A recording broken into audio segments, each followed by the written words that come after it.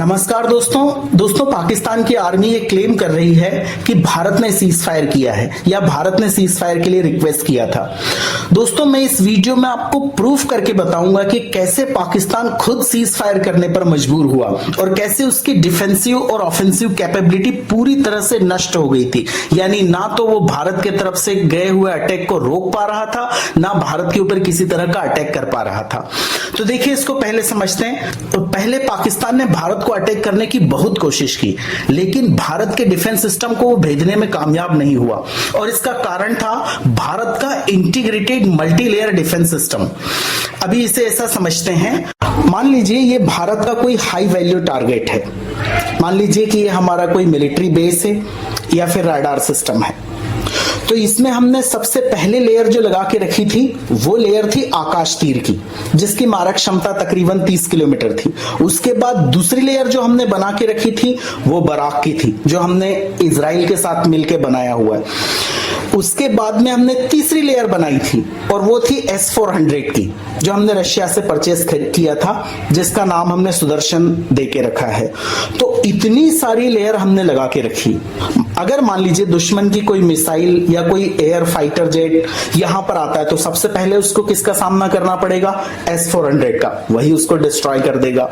और अगर उससे बच भी गया तो दूसरा जो बराक सिस्टम है वो उसको डिस्ट्रॉय कर देगा। अगर उससे भी किसी तरह बच गया तो तीसरा डिस्ट्रॉय कर देगा।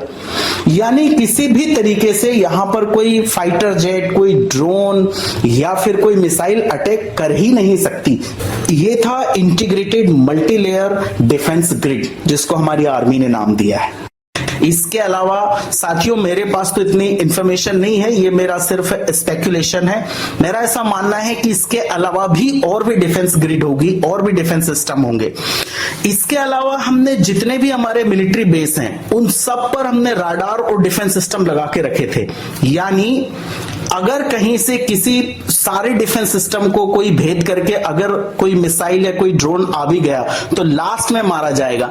और यही कारण है कि भारत के किसी भी मिलिट्री इंस्टॉलेशन पे, किसी भी एयरबेस पे पाकिस्तान का एक भी अटैक सक्सेसफुल नहीं हुआ।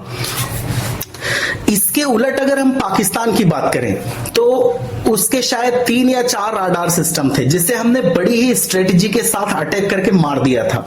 और वो भी मैं आपको समझाता हूं कैसे। जो लाहौर का राडार सिस्टम था उसके ऊपर हमने रुद्रम मिसाइल से हमला करके वहां पर धुंध पैदा कर दी। जो रुद्रम मिसाइल है वो एक तरीके का स्मॉग क्रिएट करती है। उस धुंध के कारण उसकी विजिबिलिटी कम हो गई।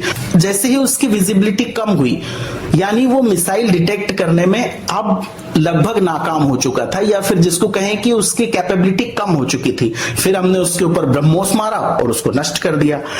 अब इसके बाद ना तो पाकिस्तान अटैक कर पा रहा था, ना ही डिफेंस। फिर भारत के फाइटर जेट्स ने अंदर घुस कर एक एक करके 9 एयरबेस और उसके डिफेंस इंस्टॉलमेंट्स को नष्ट कर दिया। जब नूर खान एयरबेस डिस्ट्रॉय हुआ तो पाकिस्तान का मनोबल एकदम टूट गया। और मैं श्योर हूं दोस्तों, अगर पाकिस्तान से संभव होता तो वो न्यूक्लियर बम चला देता, लेकिन चलाए तो कैसे? ना तो उसके फाइटर जेट उड़ सकते थे क्योंकि भारत का राडार सिस्टम डिटेक्ट कर लेता था, ना ही मिसाइल मार सकता था। चलो कुछ देर के लिए मान लीजिए कि भारत ने सीज फायर रिक्वेस्ट की, तो मुझे आप खुद बताइए कि उसने इंडस वाटर ट्रीटी की शर्तें क्यों नहीं रखी? पहले तो पाकिस्तान के x foreign minister Bilawal Ali Bhutto ने कहा था कि पानी नहीं बहेगा तो भारत का खून बहेगा, तो फिर उसने इंडस वाटर ट्रीटी पर क्यों कुछ नहीं बोला? इससे साफ जाहिर है कि पाकिस्तान किसी अटैक की स्थिति में था ही नहीं तो पाकिस्तान इतने एयरबेस बर्बाद होने के बाद पक्का न्यूक्लियर बॉम्ब चला देता। मैं दोस्तों कोई वॉर मोंगर यानी युद्ध उन्मादी नहीं हूं, लेकिन मेरा मानना है कि अगर पाकिस्तान को इस बार गले से पकड़ ही लिया था तो उसके सारे न्यूक्लियर वेपन डिस्ट्रॉय करने का यह सही अवसर था, उसे छोड़ना नहीं था। लेकिन हमारी मिलिट्री मुझसे डेफिनेटली कई गुना समझदार है। हमारी जो पॉलिटिकल लीडरशिप है उसको जो अच्छा लगा उन्होंने किया। तो दोस्तों ये था मेरा एनालिसिस। अगर आपको वीडियो पसंद आया तो मेरे चैनल को सब्सक्राइब करिए, वीडियो को लाइक करिए, शेयर करिए। जय हिंद, जय भारत।